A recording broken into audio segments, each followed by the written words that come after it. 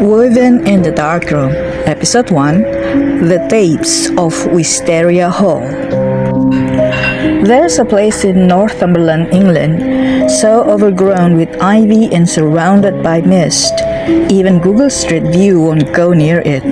They say the estate is abandoned, but the front gate of Wisteria Hall still creaks open when you touch it, like it remembers what it used to be. In 1983, Wisteria Hall was turned into an art residency, a kind of experimental creative commune, but it was shut down only a year later. Officially, mold, structural collapse, funding issues, but unofficially, a collection of photographic tapestries were found inside, life-sized, hung like portraits, and some said they moved. A group of 4 art students from Manchester discovered the story last summer.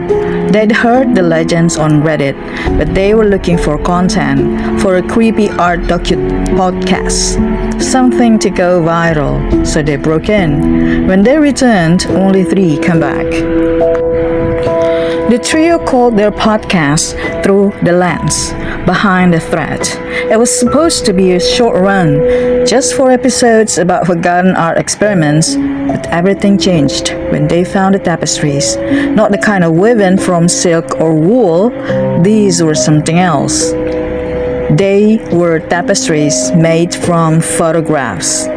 Imagine this, hundreds, maybe thousands of printed photographs, each cut and strung together, forming a tapestry the size of a door.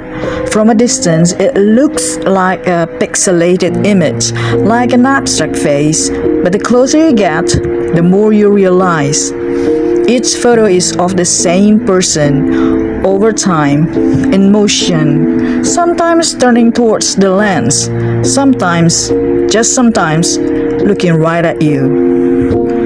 The first tapestry they found was called Boy in the Orchard.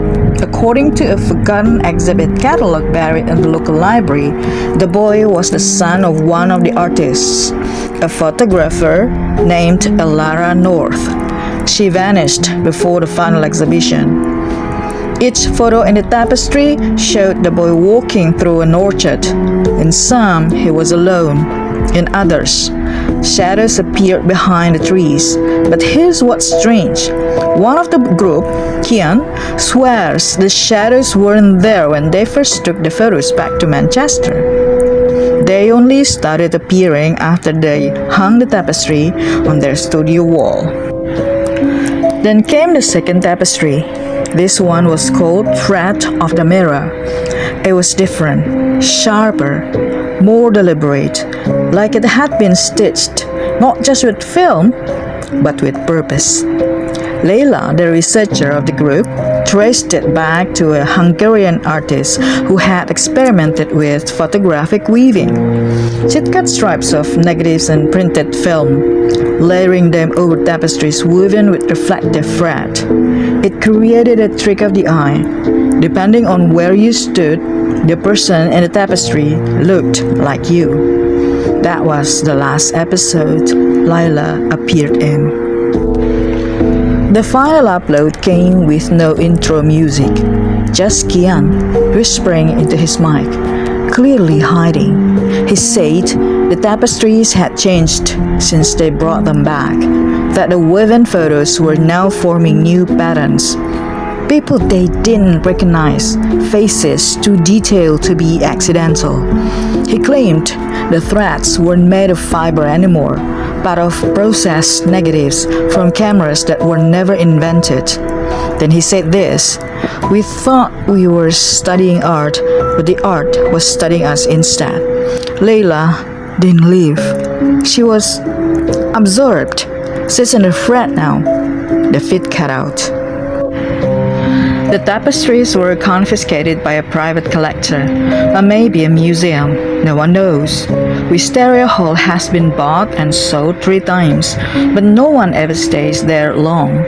And that podcast removed from all platforms. But some say if you know what to search for, you can still find the raw files. If you dare to listen, just be careful if you do, because they say if you look too long into the tapestry, the faces start looking back.